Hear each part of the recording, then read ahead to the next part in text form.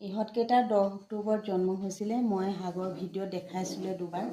আজি খুব দুখেৰে জনাওঁ যে এঘৰ হৃদয়বান লোকে ইয়াক গ্ৰহণ কৰিব বিচাৰিছে, পুহিব।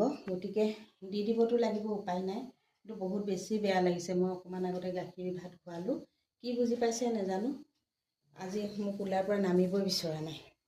এতিয়া লৈ যাব আৰু 6:30 বজাত আহিলে মানুহগৰাকী লৈ যাবলৈ। ভালকৈ থাকিবা দেই কলিজা।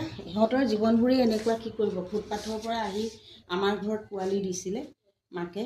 এতিয়া উপায় নাই, ইমানখিনি পোৱালি কেনেকৈ ৰাখোঁ। এটা এইটো আৰু এটা এইটো, ইয়াতকৈ সৰুটো।